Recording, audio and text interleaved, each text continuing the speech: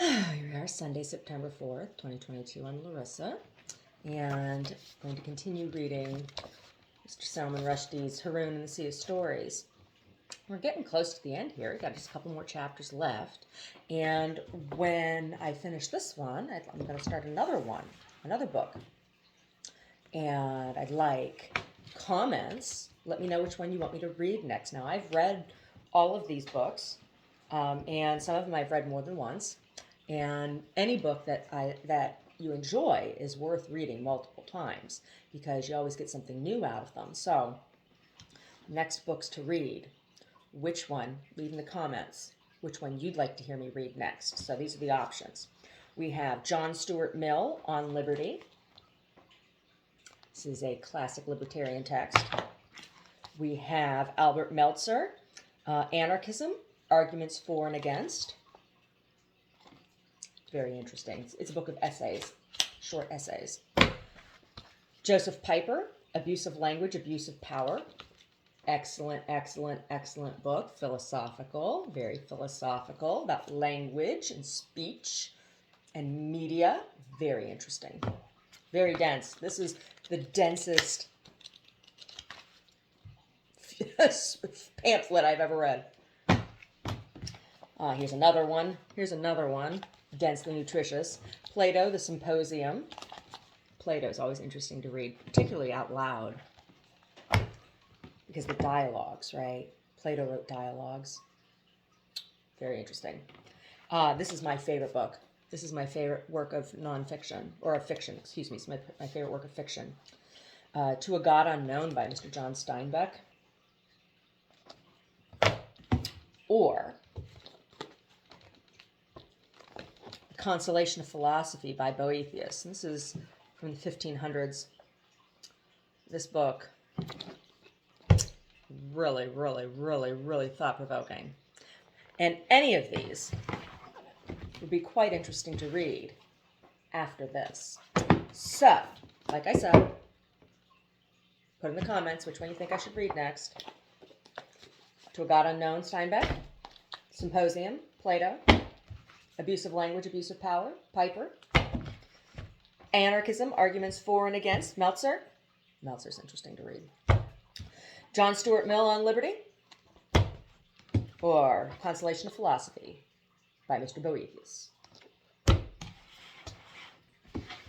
Anyway. I wonder what Mr. Rushdie would like me to read next. I wonder what he would like. Haroun and the Sea of Stories, a novel by Salman Rushdie. Chapter 9, The Dark Ship. They were being pulled slowly forwards, their captors, whose shadowy shapes Haroun started to be able to make out as his eyes became accustomed to the darkness, were drawing the web along by invisible but powerful superstrings of some sort. Forward to what, though? Here, Haroun's imagination failed him. All he could see in his mind's eye was a huge black hole yawning at him like a great mouth and sucking him slowly in. Up the crick, pretty pickle, had our chips, if disconsolately remarked. But the hoopoe was in an equally cheerless state of mind. To Khattam-Shud we go, all neatly wrapped and tied up like a present. The hoopoe wailed without moving its beak. Then it zap-bam foot finito for us all. There he sits, at the heart of darkness, at the bottom of a black hole, so they say, and he eats light. Eats it raw with his bare hands and lets none of it escape. He eats words, too. And he can be in two places at one time, and there is no getting away. Woe is us. Alas, alack-a-day. Hi, hi, hi. You're a fine pair of companions, and no mistake, Haroun said, as light-heartedly as he could manage. To butt the hoopoe, he added, some machine. You swallow every spooky story you hear, even the ones you find in other people's minds. That black hole, for example. I was thinking about that. And you just pinched it and then let it frighten you. Honestly, hoopoe, pull yourself together. How to pull myself together or anywhere else, but the hoopoe lamented without moving its beak. when other persons, Chupwalla persons, are pulling me wherever they desire. Look down, If broke in. Look down at the ocean.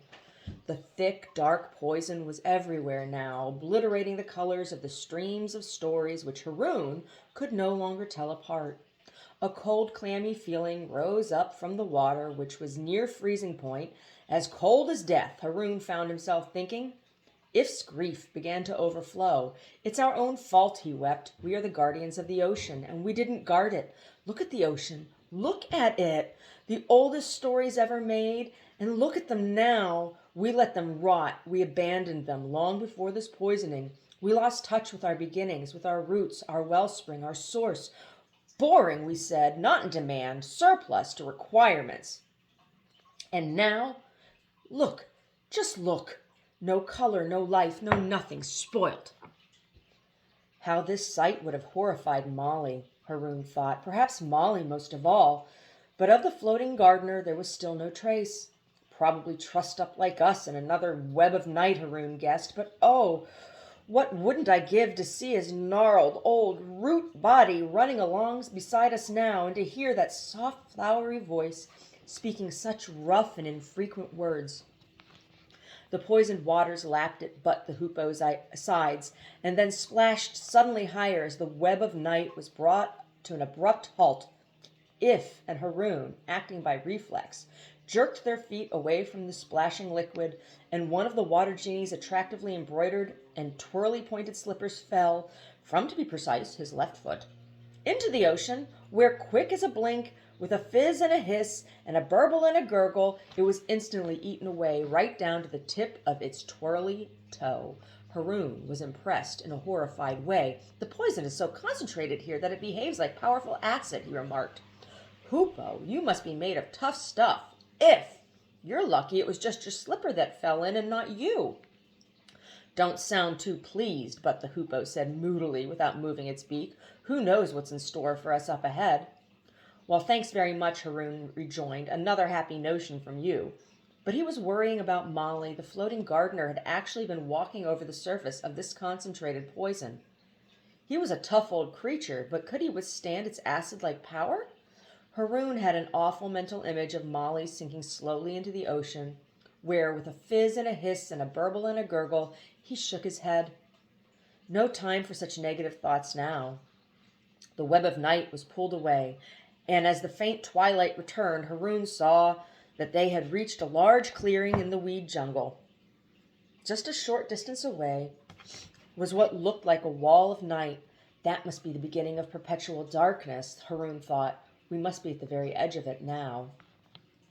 Only a few roots and weeds, most of them badly burned and corroded by the poison acid, floated on the surface of the ocean here. There was still no sign of Molly, and Haroun continued to fear the worst. A party of 13 Chupwallas had surrounded Butt the Hoopoe and pointed menacing-looking weapons at If and Haroun. They all had the same strange reverse eyes, with white pupils instead of black ones, bland gray irises instead of colored ones, and blackness where the whites should have been, which Haroun had first seen on the face of Mudra. But, unlike the shadow warrior, these Chupwallas were scrawny, sniveling, weaselly-looking types, wearing black hooded cloaks adorned with the special insignia of Cult Master Khattam-Shud's personal guards, that is, the sign of the zipped lips. They look like a gang of office clerks in fancy dress, Haroun thought, but they're not to be underestimated. They are dangerous, no question about that at all. The Chupwallas clustered around Butt the Hoopoe and stared curiously at Haroun, which was annoying. They were riding what looked like large, dark seahorses, which seemed to be just as puzzled by the Earth Boy's presence as their riders. For information only, Butt the Hoopoe revealed, these dark horses are machines also, but a dark horse, as is well known, is unreliable and not to be trusted. Haroun wasn't listening. He had just seen that all the wall of night, which he had thought to be the beginning of the perpetual darkness, was no such thing. It was in fact a colossal ship, a vast ark-like vessel standing at anchor in the clearing. That's where they'll be taking us, he understood with a sinking heart. It must be the flagship of the Cult Master Khattam-Shud, but When he opened his mouth to say as much to If, he found that fear had dried his throat, and all that came out of his mouth was a strange croaking noise. "Ark!" he croaked, pointing at the dark ship. "Ark! Ark!" Very funny. Very, very funny, Mr. Rushdie. Gangways with railings slanted down along the side of the dark ship. The Chupwallas brought them to the foot of one such gangway, and here Haroun and If had to leave but the hoopoe behind and begin the long climb to the deck. As Haroun climbed, he heard a piteous cry and turned to see Hoopoe protesting without moving its beak. But that, you must not take, no, you can't, it's my brain." Two cloaked Chupwallas were on Butt's back, unscrewing the top of the hoopoe's head.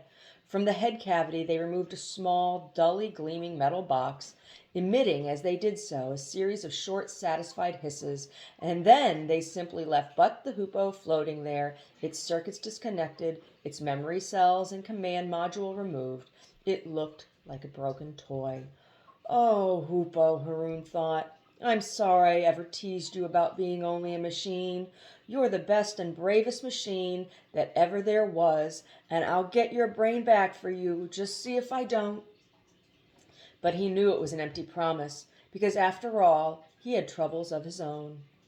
They climbed on. Then If, who was behind Haroun, stumbled badly, seemed on the verge of falling, and grabbed Haroun's hand, apparently to steady himself.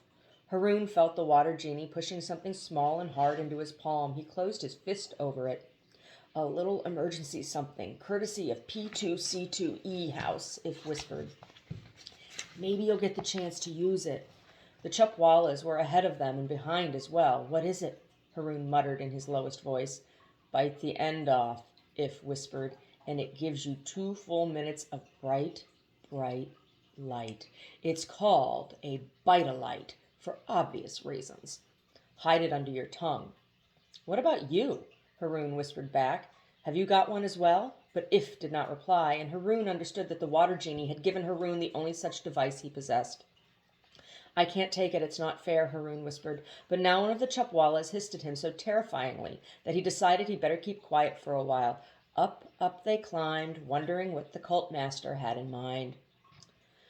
They climbed past a row of portals, and Haroun let out an astonished gasp, because pouring out of the portholes came darkness, darkness glowing in the twilight the way light does from a window in the evening. The Chupwallas had invented artificial darkness, just as other people had artificial light. Inside the dark ship, Haroun guessed there must be light bulbs, except they'd have to be called dark bulbs, producing this strange darkness, so that the reversed eyes of the Chupwallas, which would be blinded by brightness, could see properly, although he, Haroun, would be unable to see anything at all. "Darkness you can switch on and off," Haroun marveled. "What a notion, I swear." They reached the deck. Now Haroun realized just how enormous the ship was. In that dim light it seemed that the deck was literally infinite. Certainly Haroun could not see clearly all the way to the bow, or indeed to the stern. "It must be a mile long," he exclaimed, "and if it was a mile long, then it was probably at least half a mile wide." "Outsize, super colossal, big," If morosely agreed. Arranged in a sort of checkerboard pattern on the deck were great numbers of gigantic black tanks or cauldrons, each of which with its own team of maintenance operatives.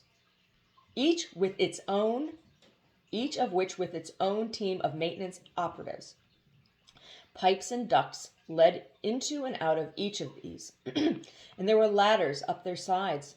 Small mechanical cranes were positioned by each cauldron too, with buckets hanging from maliciously sharp-looking hooks.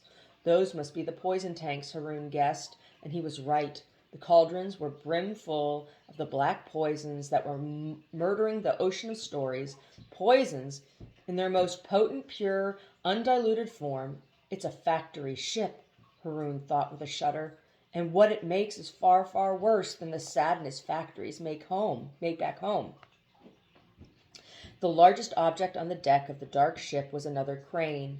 This one towered above the deck like a tall building, and from its mighty arm Haroun saw immense chains descending into the waters. Whatever hung at the end of these chains down below the ocean's surface must indeed be of astonishing size and weight, but Haroun had no idea what it was. What struck Haroun first about the dark ship and everything upon it was a quality of what he could only call shadowiness. In spite of the mammoth scale of the ship itself, and the terrifying size and number of the poison tanks and the giant crane, Haroun kept having the notion that the whole affair was somehow impermanent, that there was something not quite fixed or certain about it all, as if some great sorcerer had somehow managed to build the whole thing out of shadows, to give shadows a solidity that Haroun had no idea they could possess. But this is all too fanciful for words, he told himself. A boat made out of shadows? A shadow ship? Don't be nuts. But the idea kept nagging at him and wouldn't let go. Look at the edges of everything here, he said a voice in his head. The edges of the poison tanks, the crane, the ship itself, don't they look, well, fuzzy? That's what shadows are like, even when they're sharp. They're never as sharp edged as real, substantial things. As for the Chupwallas, all of whom belonged to the Union of the Zipped Lips and were the cult-master's most devoted servants, well, Haroun kept being struck by how ordinary they were and how monotonous was the work that they had been given. There were hundreds of them in their zipped-lipped cloaks and hoods, attending to the tanks and cranes on the deck, performing a series of mindless, routine jobs, checking dials, tightening joints, switching the tank's stirring mechanisms on and off again, swabbing the decks. It was all as boring as could be, and yet, as Haroun kept having to remind himself, what these scurrying, cloaked, weaselly, scrawny, sniveling clerical types were actually up to was nothing less than the destruction of the ocean of the streams of story itself. How weird, Haroun said to If, that the worst things of all can look so normal and, well, dull. Normal, he calls this stuff, If sighed. The boy is crazy, bananas, out to lunch. Their captors pushed them towards a large hatchway in which were set two tall black doors bearing the zipped lips symbol of Khattam-Shud. All this was done in total silence, except for the eerie hissing sound that the Chupwallas used instead of speech, and when they were a few feet away from the double doors, they were stopped and held by the arms. The double doors opened. This is it, Haroun told himself. Through the doors came a skinny, scrawny, measly-weaselly, sniveling clerical type, exactly like all the others, but also unlike, because as soon as he appeared, every Chupwalla in sight began to bow and scrape as energetically as possible, for this unimpressive creature was none other than the notorious and terrifying cult master of Bezaban, Khattam-Shud, the big boogeyman himself. That's him? That's him? Haroun thought, with a kind of disappointment. This little minging fellow? What an anticlimax. Now came another surprise. The cult master began to speak. Khattam-Shud neither hissed like his minions, nor croaked and gurgled like Mudra, the shadow warrior, but spoke clearly in a dull, inflectionless voice, a voice nobody would have ever remembered if it hadn't belonged to so powerful and terrifying a personage. Spies, said Khattam-Shud dully. What a tiresome melodrama. A water genie from Gup City, and something more unusual. A young fellow from, if I'm not mistaken, down there. So much for all your silence nonsense, said If with considerable courage. Isn't it typical? Couldn't you have guessed it? Wouldn't you have known the grand Panjandrum himself does exactly what he wants to forbid everyone else to do? His followers sew up their lips, and he talks and talks like Billy-O. Khattam-Shud pretended to ignore these remarks. Haroun stared at him, looking particularly at the edges of the cult master's body, and finally he was sure. It was there, that same fuzziness, that wobbliness he had spotted in the dark ship itself. Shadowiness, he had called it. And he'd been right, no doubt about it, he decided. This is the cult master's shadow, which he learned how to detach. He has sent the shadow here and remains in the citadel of Chup. where the Guppy forces, along with Haroun's father Rashid, must be heading even now. If he was right, and this really was the shadow become human rather than the man grown shadowy, then Khattam-Shud's sorcery was very powerful indeed, for the figure of the cult master was entirely three-dimensional, with eyes moving visibly in its head. I never in my life saw such a shadow, Haroun had to admit, but his conviction that it was indeed the cult master's shadow self that had come to the old zone in this dark ship continued to grow. The Chupwalla, who had removed Butt the Hoopo's brain box, stepped forward and gave it to Khattam-Shud with a bow of the head. The cult master commenced tossing the little metal cube lightly into the air, murmuring, "Now we shall see about their processes too complicated to explain. Once this is taken apart, I'll explain those processes. Never fear." Just then Haroun had a notion that made his head spin. Khattam-Shud reminded him of someone. "I know him," he thought in utter amazement. "I've met him somewhere before. It's impossible, but there it is. He's very, very familiar." The cult master came over and peered into Haroun's face. "What brought you up here, eh?" he asked in his dull, dull voice. "Stories, I suppose." He said the word stories as if it were the rudest, most contemptible word in the language. "Well, look where stories have landed you now. You follow me? What starts with stories ends with spying. And that's a serious charge, boy. No charge more serious. You'd have done better to keep your feet on the ground, but you had your head in the air. You'd have done better to stick to facts, but you were stuffed with stories. You'd have done better to have stayed home, but up you came. Stories make trouble. An ocean of stories is an ocean of trouble. Answer me this. What's the use of stories that aren't even true?" "I know you," Haroun shouted. "You're him. You're Mr. Sengupta, and you stole my mother, and you left the fat lady behind, and you're a sniveling, driveling, mingy, stingy, measly, weasley clerk. Where are you hiding her? Maybe she's a prisoner on this ship. Come on. Hand her over." If the water genie held Haroun kindly by the shoulders, he was shaken with anger and other emotions, and if waited until he had calmed down. "Haroun, lad, it's not the same guy," if gently said. "Oh. Maybe he looks the same, the spitting image, the exact double, but believe me, boy, this is the cult master of Bezaban, Khattam-Shud." Khattam-Shud, in his clerky way, seemed quite unperturbed. His right hand continued absently to toss Butt the Hoopo's brain box into the air. Finally, he spoke in that droning, sleepy-making voice of his. "Stories have warped the boy's brain," he pronounced solemnly. "Now he daydreams and spouts rubbish. Insulting, abusive child. Why would I have the slightest interest in your mother? Stories have made you incapable of seeing who stands before you. Stories have made you believe that a personage such as Cult Master Khattam-Shud ought to look like this." Haroun and If both cried out in shock as Khattam-Shud changed his shape.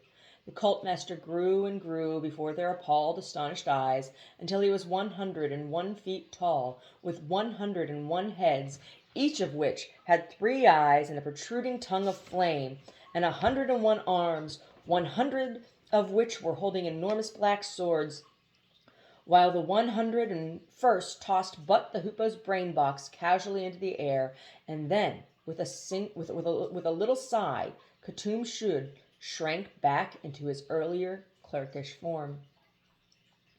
"Showing off," he shrugged. "Stories go in for such displays, but they are unnecessary and inefficient too. Spies, spies," he mused. "Well, you must see what you came to see, though obviously you will not be able to make your report." He turned and began to slink back towards the black doors. "Bring them," he commanded, and was gone. Chapwala's soldiers surrounded Haroun and If and pushed them through the doors. They found themselves at the head of a wide, black flight of stairs, which disappeared down and away into the pitch darkness of the interior of the ship. Well, well, well. What do we have here? Very, very interesting story, isn't it? Mr. Rushdie, I hope you're able to eat something that you enjoy. Convalescing is terrible. It's a terrible, terrible business.